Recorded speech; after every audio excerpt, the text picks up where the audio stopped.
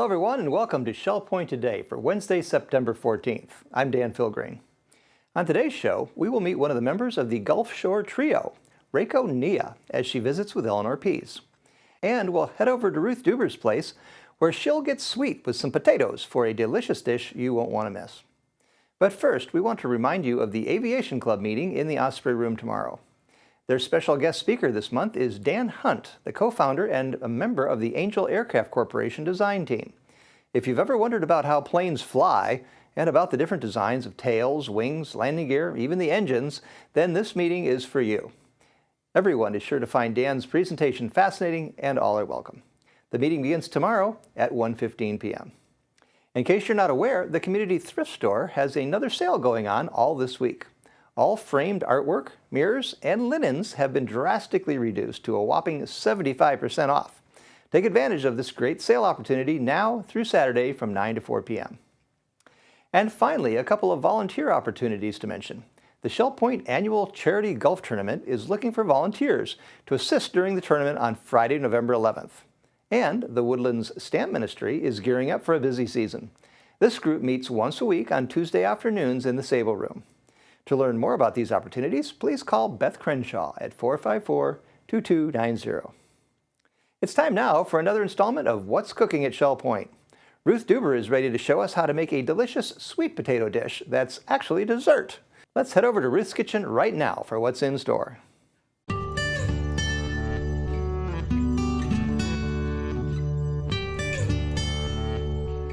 Hello, I'm Ruth Deuber, and this is What's Cooking at Shell Point. And I just been on sort of a sweet potato kick. I just love it. In fact, a sweet potato in my pantry is something that I go to if I don't know what to fix for dinner, because it's so good for you. This is a sweet potato pudding, and actually you should have 2 of the cups like this. They're a little larger than the custard cups, which is this size. So instead of 2, I'm going to make 3 smaller ones. And you want to take your potato and you want to bake it in the microwave for about 6.5 minutes. And this is the size. You want the 6 to 8 ounce. And so this one is done and it's cooled, so it's easier to work with. So we're going to scoop out the flesh, because eventually it all is going to go into a blender. You want to set your oven at 350 to get it ready. And I like putting the cups on a tray. It's easier to move them in and out, a little safer.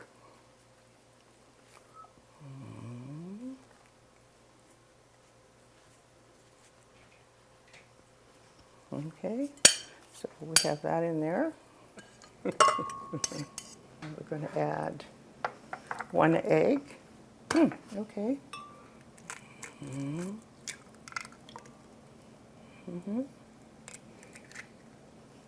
Brown sugar, we need 1/4 cup of brown sugar. And we need a 1/4 teaspoon of cinnamon. And again, you could put in 1/4 teaspoon of salt if you want, but I prefer not to. And it calls for 1.5 teaspoons of vanilla. It's a lot of vanilla, but that's where some of your flavor comes from. And then we're going to do 1/2 cup of milk.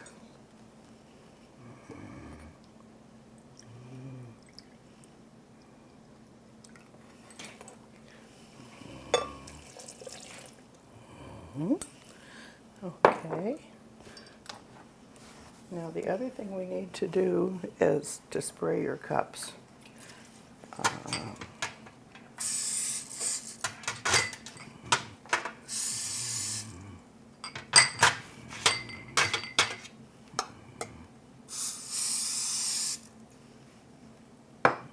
Or you can grease them any way you want.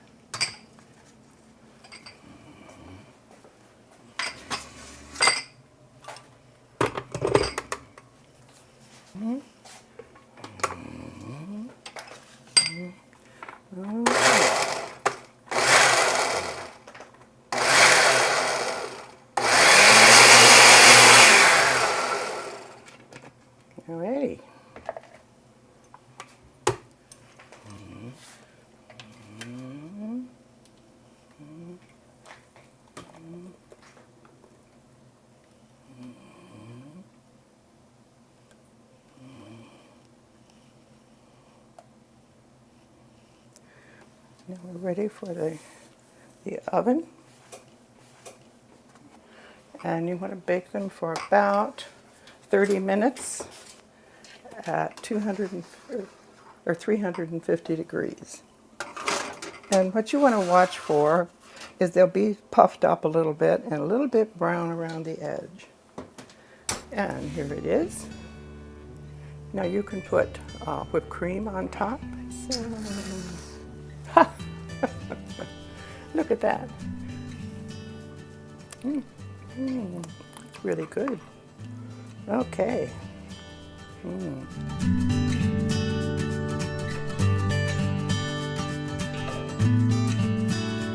This tastes like a pumpkin pie without the crust. I hope you'll try it. I'll put it up on the website, and I'll see you again. Bye-bye. Tomorrow night will be the time for a wonderful concert at the Village Church. The Gulfshore Trio, consisting of a violinist, cello, and pianist, all with ties to the Southwest Florida Symphony, will be performing at 7:30 p.m. Come and enjoy their diversified repertoire from the chamber masterworks of Mozart to music on the lighter side. Make sure you have your tickets via the resident website or through either service desk.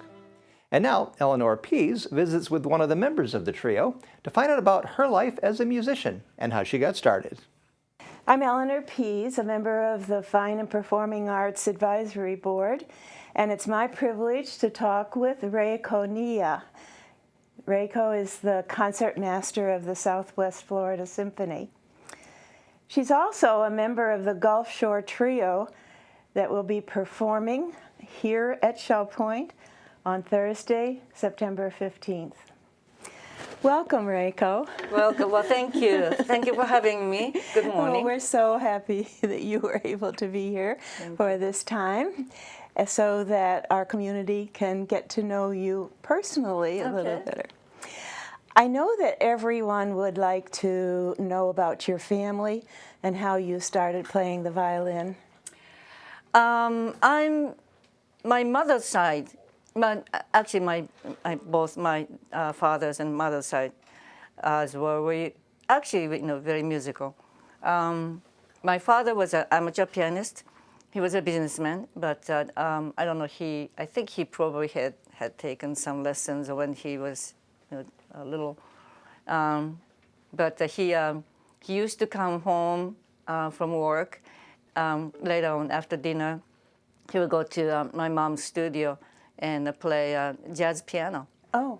And so that was my father. My mother was a piano teacher. She also studied violin. Her oldest sister was a pianist, concert pianist. And then the second oldest was a violinist who became my teacher. Oh. Very strict teacher. But when I was about 5, I was given a violin, small violin, and I was literally told that I was going to be a violinist. And, I didn't know better, so I said, okay. And so my mother and my aunt, the violin aunt, I called her violin aunt, they put the long railroad and put me on, and they said, okay, so you're gonna play this one. Every year, that she will give me, my aunt will give me, 3 or 4 masterpieces, and so you're gonna play this one. And then they decided which school to go, which is the most prestigious, the hardest one. And actually, 2 of my older cousins already went there and graduated. And so I was supposed to go, so I went. And then after that, after I the graduation of university, I was supposed to come to America. So I did that. And so here I am. I came to this country in 1977 to Indiana to study with renowned Italian violinist Franco Gulli. That's quite a journey, isn't it? Oh, that's wonderful. Now, in the promotion for the upcoming Gulfshore Trio, I read that you're celebrating your 34th anniversary Yes. as concertmaster Yes. of the symphony. Right. That definitely gives away my age, right? So you're the concertmaster. What does the role of concertmaster involve? Okay. Concertmaster sits on the first chair of first violin section, and actually, as far as I understand what concertmaster is the representation of the entire orchestra. So the reason why at the beginning of the concert I come out by myself, and while everybody else was sitting, because to me I think in like every performance, soloist comes out and they bow to the audience, and so that's what we're supposed to do, representing the entire orchestra behind him or her. And then I turn around, face to the orchestra, then I tune. And so that's tuning the entire orchestra is probably the most important thing. Because if every single the instruments are not in the same A, intonation will be bad, right? Very bad. And so that's the most important thing about my job. The other thing is I think I'm a liaison between conductor and musicians, or definitely between conductor and the strings. Well, that's really interesting. But it is a responsibility. It is a isn't it? responsibility, Yeah, yes. yeah. I see you have your violin with Yes. you. I've heard that you own several violins. I have 5 or 6. Really? Do you have one special violin for a particular kind of performance? Yes. And do you have any violin that has kind of history? Yes. This is my main violin. I use this for every single performances, indoor performances, and I have another one, French violin, which is for outdoor concerts, and I have a few other cheaper ones, and so I gave, well, from time to time I let my students use those instruments. So at my house I don't have any other violins but this and the French violin. Everything is somewhere, and so this one is an Italian. Was made in 1793. Looks still good, right? Beautiful. Yeah, and so the maker's name is Vincenzo Panormo, and he was an Italian from Sicily, and later on moved to Paris and London, and so this instrument was made in London, probably one of the latest of his works. And so this particular instrument actually was purchased for my violin end, in Boston about 55 years ago or so. And back then, one of the former concertmasters of Boston Symphony, Mr. Richard Bergen, was with one of my cousins at the shop, and he picked this one. Oh. Yeah, and so this one traveled all the way to Japan, and my aunt used it for a while, and then when she thought I was ready to play a very expensive instrument, she sold it to my parents for me, for the price that she paid, which was a bargain back then. And so I was 16 years old. Ever since then, this is my baby. Oh. Yeah. But it is a beautiful instrument. It is, and it has a really sweet, bright and sweet, big sound. And this one really has helped me play, in the last, I don't know how many years.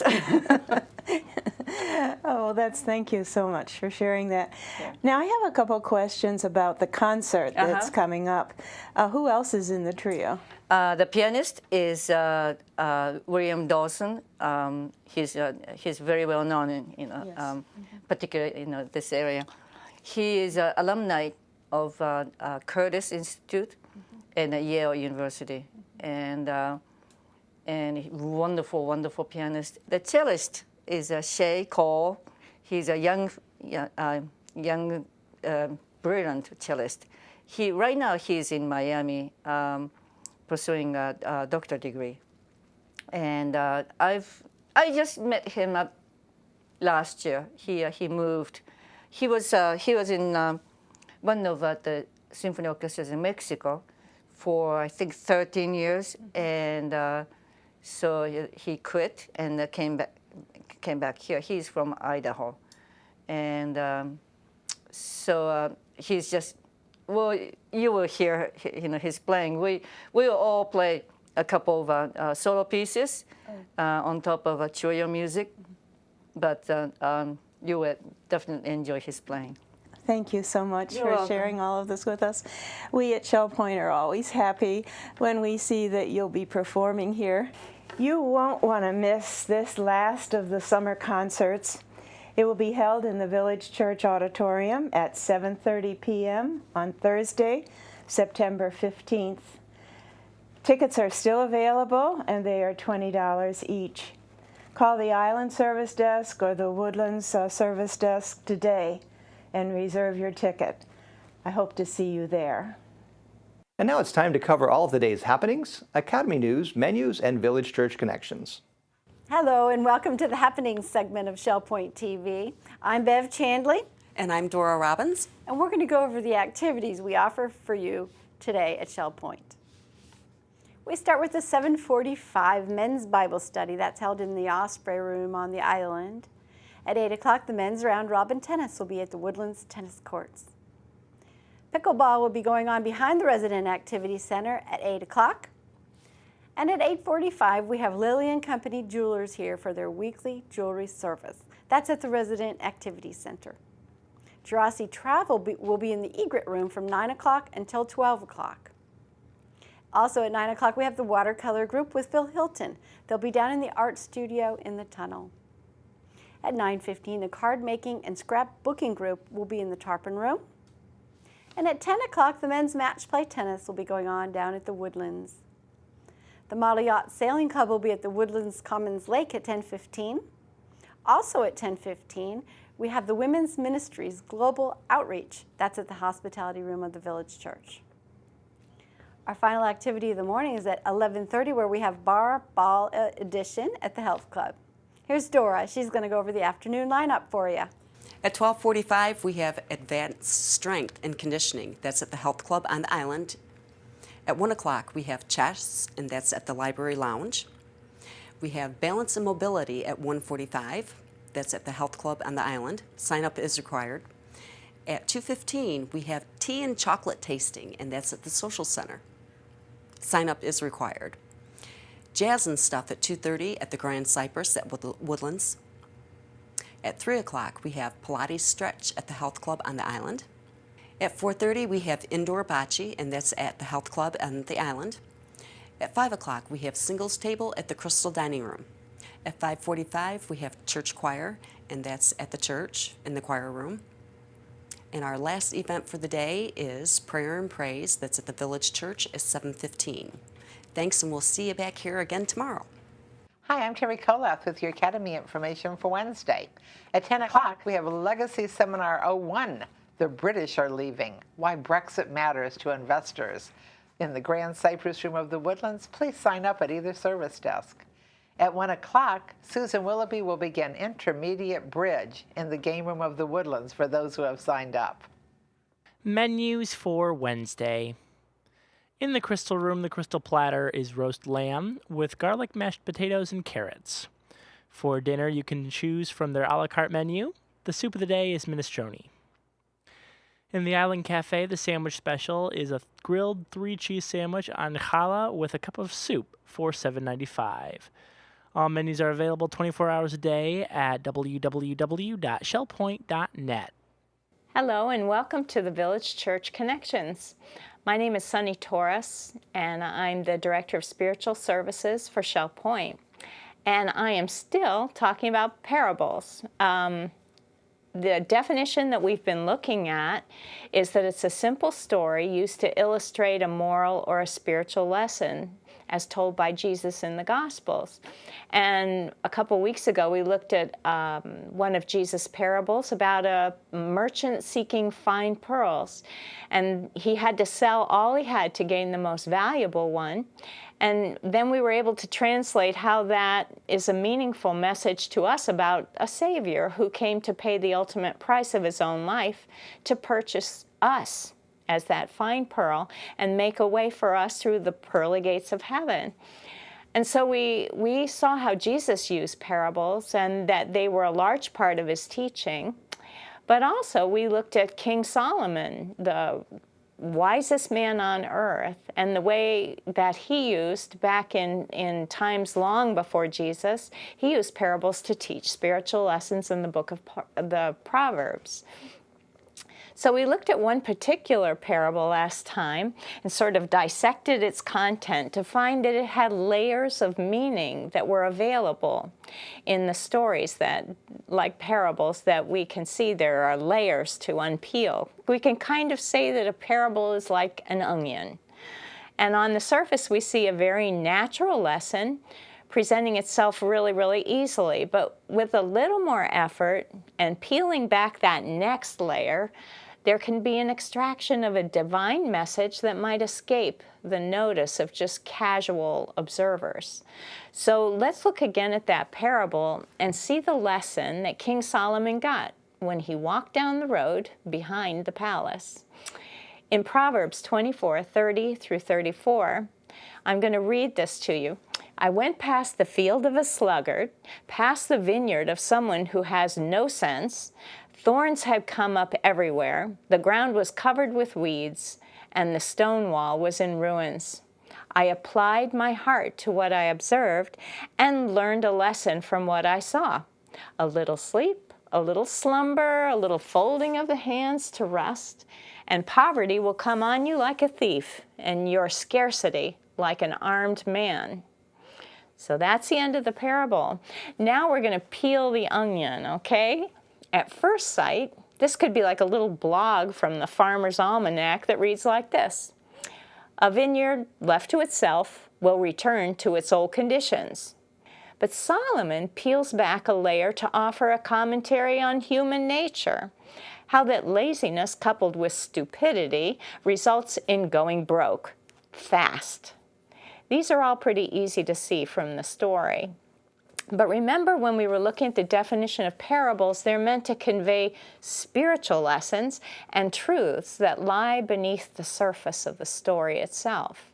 So how do we dig that deep to extract something that God may want to show us even personally? Is that possible for us too, to look at this little story and gain personal insight, specifically just for me and for you? Well, Solomon gives us a clue on how to do that in verse 32. When we look at the scene, he says, I saw. I took it to heart. I looked and I received instruction. 4 things.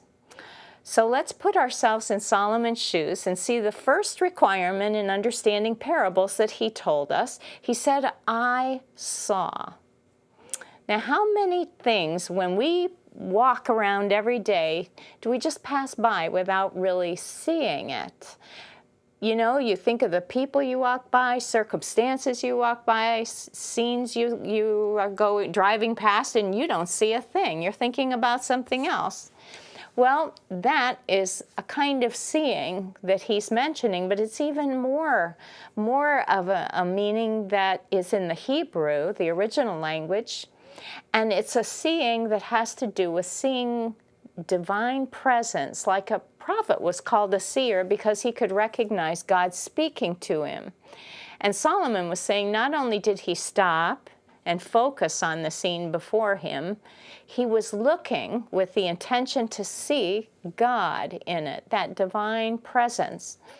And then secondly, Solomon tells us, he took it to heart, or he reflected. And I think this is where Paul's advice in having the word of Christ dwell in you richly gives God the language he needs to speak to us personally. And then Solomon goes on, he says, then I looked, meaning he learned in order to find something out. That's what that word look means in Hebrew. So that's a lot more than just gazing at the countryside. And then his final statement, he says, I received instruction. This word means personal correction. I received personal correction. Solomon was off course, and God was using this little parable to give him a wake-up call. So my question is, can God still do the same thing with me or with our everyday lives? Can we learn to see things in a new way, looking for God to teach us through simple circumstances? Can we extract aha moments where we can say, I got it? Just like Solomon, we can see God in things. We can reflect and really mull it over, peel that onion in order to understand what the message really is, and then gain some new insight into spiritual truths that otherwise might have just passed us by. Let's ask God to help us keep our eyes open every day. So thank you for joining us today on the Village Church Connections, and I will see you next time. Thanks for joining us on today's program. On tomorrow's show, we will pay a visit to the King's Crown Assisted Living Facility to experience some canvas painting by residents there. And Beth Crenshaw will find out what's involved in becoming a volunteer with the library. Until then, this has been Shell Point Today for Wednesday, September 14th. I'm Dan Filgreen, and on behalf of everyone here at Shell Point TV, we hope you have a wonderful rest of your day, and we'll see you again tomorrow.